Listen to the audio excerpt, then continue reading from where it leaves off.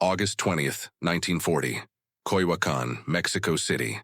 A quiet residential neighborhood of terracotta walls, bougainvillea spilling over garden fences, and the kind of heavy afternoon heat that makes the air feel solid. Leon Trotsky, once the second most powerful man in the Soviet Union, founder of the Red Army, architect of the Bolshevik Revolution, sat at his desk inside a fortified compound, reviewing a manuscript. The compound had high walls topped with watchtowers. It had steel doors and armed guards. It had electric alarms and a rotating security detail of devoted followers who had given up their normal lives to protect a man they believed history still needed.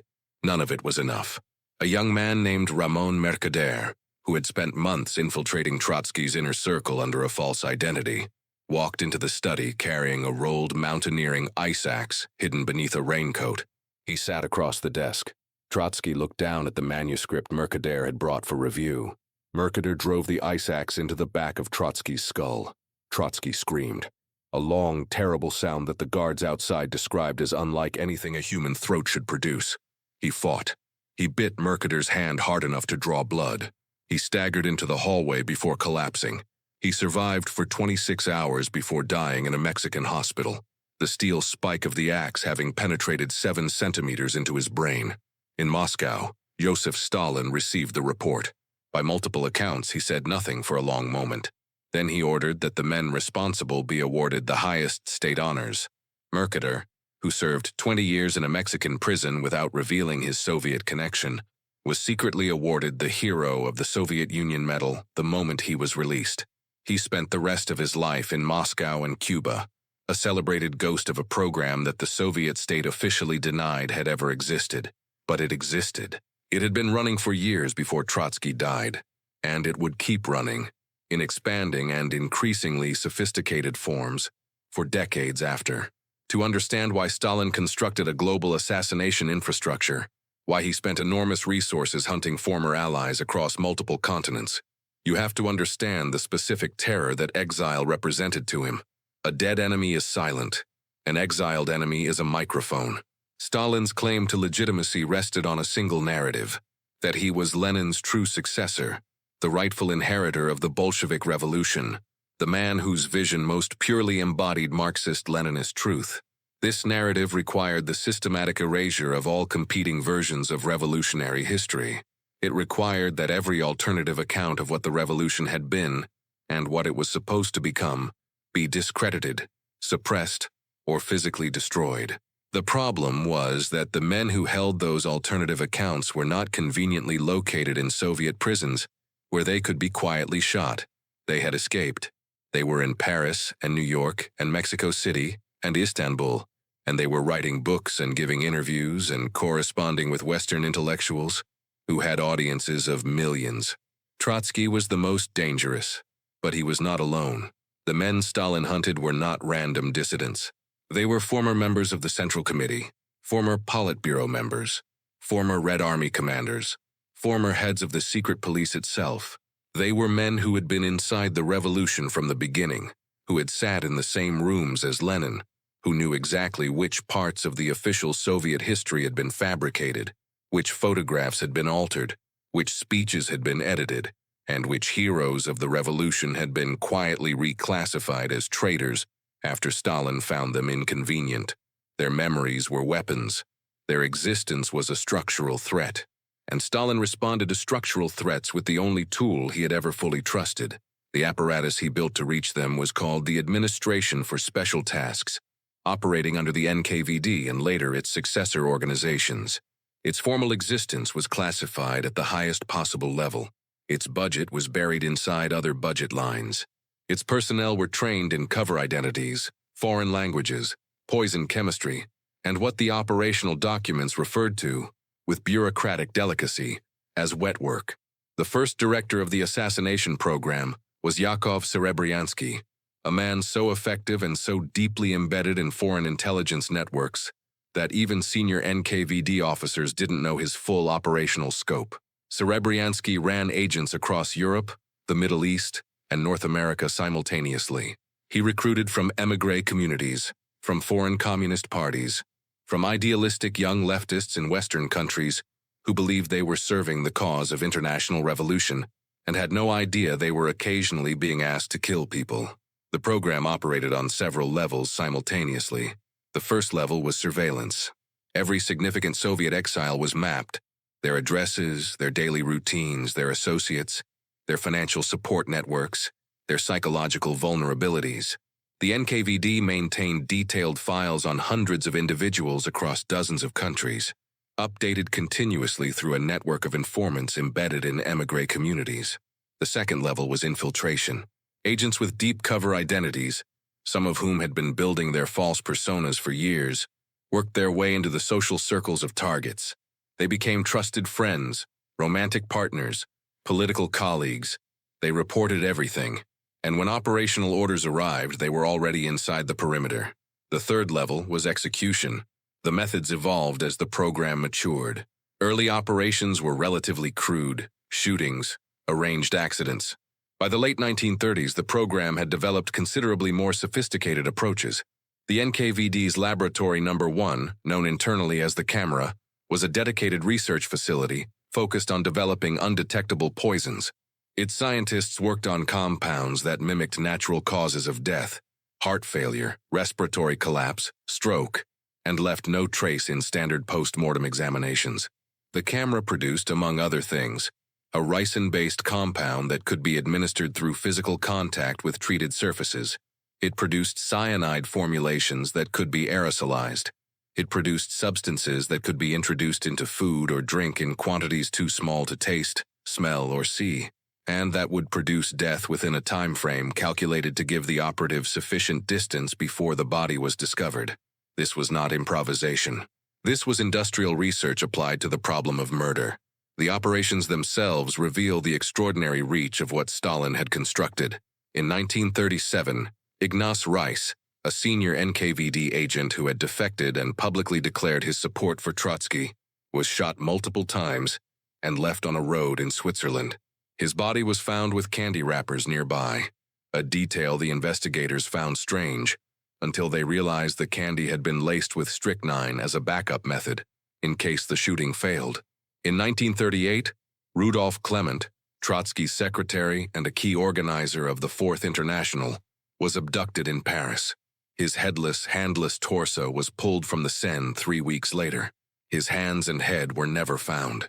The identification was made through physical characteristics his colleagues recognized.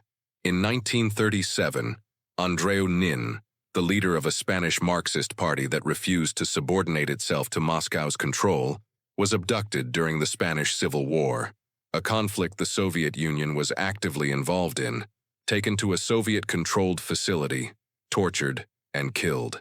The NKVD initially attempted to frame the Gestapo for the murder. When that failed, they spread a rumor that Nin had been extracted alive by British intelligence. The rumor was false. Nin was dead within days of his abduction. These were not rogue operations conducted by overzealous officers in the field. The documentary record, as reconstructed from archives opened after 1991 and from the testimonies of surviving operatives, makes clear that major operations were authorized at the highest levels. Some carried Stalin's personal signature. Others were authorized by NKVD chief Nikolai Yezhov and later by Lavrenti Beria, but operated within strategic parameters set by Stalin directly. Stalin was not a distant executive who approved broad policy and left the details to subordinates. He was an operational participant who read field reports, reviewed surveillance assessments, and in some cases specified the method of execution. He was, in the most literal sense, personally managing a global murder program from his office in the Kremlin. The hunt for Trotsky was the program's longest and most obsessive campaign. It lasted 4 years, survived multiple failed attempts, and consumed resources and operational attention that, by any rational strategic calculus, far exceeded what a single exiled writer represented as a threat, which reveals something essential about Stalin's psychology. Trotsky was not primarily a security threat. He was a mirror. He was the version of the revolution that Stalin had defeated, but could not erase because Trotsky kept existing and kept writing and kept insisting, with the exhausting persistence of a man who believed history would ultimately correct its own record, that the Soviet Union under Stalin was not the revolution, but its betrayal. Every article Trotsky published was an implicit accusation. Every book was a structural argument that Stalin was not Lenin's heir, but Lenin's grave robber. Every interview given to a Western journalist was a testimony that the show trials were fabricated, the confessions were extracted through torture, and the men being shot in Moscow basements were not traitors, but the actual builders of the state that was now executing them. Stalin could not refute this. The facts were not on his side. He could only silence it, and so the program kept expanding. After Trotsky's son, Lev Sedov, who managed his father's correspondence networks and European operations, died in a Paris clinic in 1938 under circumstances that remain disputed but suspicious. The NKVD penetrated Trotsky's household itself. An agent named Mark Zborowski, operating under the name Etienne, had been embedded in Trotsky's innermost circle for years, reporting everything, every contact, every manuscript, every security arrangement, every visitor's name and nationality. It was Zborowski who provided the intelligence that allowed the first assault on Trotsky's Mexican compound in May 1940, a dramatic armed raid led by the Mexican muralist David Alfaro Siqueiros that involved 20 gunmen, hundreds of rounds fired into Trotsky's bedroom, and Trotsky and his wife surviving by hiding under their bed while the bullets shredded the mattress above them. That raid failed. 3 months later, Mercader did not. The philosophical architecture underneath the assassination program reveals a truth about authoritarian power that extends far beyond Stalin and the Soviet Union. The men Stalin hunted most obsessively were not his enemies. They were his former allies. They were the men who had believed in the same thing he claimed to believe in, who had fought for the same revolution, who had sacrificed the same things, and who then looked at what the revolution had become and refused to pretend it was what it was supposed to be. That refusal was the unforgivable act. A foreign enemy, a capitalist and imperialist, a declared opponent of communism, could be dismissed as ideologically corrupted, as a class enemy whose criticism was predictable and irrelevant. Their attacks bounced off the ideological armor of the Soviet state without penetrating. But a former Bolshevik who said this is wrong, that was different. That was a wound that didn't close. Because the former Bolshevik knew the inside. He knew what the original promises had been. He knew which parts of the official story were constructed after the fact. His testimony carried a weight that no Western critic could match, because it came from inside the faith. Stalin's response to this problem was not to answer it. He could not answer it. He responded to it the only way a system built on manufactured truth can respond to authentic witness. He sent men with ice axes and poison candy, and silenced guns to the places where the witnesses lived. He killed the testimony by killing the witnesses, and for decades it worked. The program successfully suppressed, intimidated, and physically eliminated enough of the exile opposition to prevent any coherent alternative narrative from consolidating around a single figure of sufficient credibility and reach to threaten the Soviet myth from outside. But it could not kill the documents. It could not kill the letters that had already been sent, the manuscripts that had already been copied, the testimonies that had already been given to foreign journalists and stored in archive boxes in universities across Europe and America. Trotsky died on August 21, 1940, 26 hours after the ice axe. His writings survived him by decades and are still in print. Stalin died in 1953, the master of the most extensive state assassination program in modern history, having spent enormous national resources hunting men across 4 continents. The men he killed are remembered as victims. The program he built is remembered as evidence. And the truth that the program was designed to suppress, that the Soviet Revolution consumed its own builders, that the terror was not a necessary instrument of historical progress, but a mechanism for the consolidation of one man's absolute power, was eventually told anyway, not by the men Stalin failed to kill, by the archives he left behind. If this kind of history is what you come here for, hit subscribe.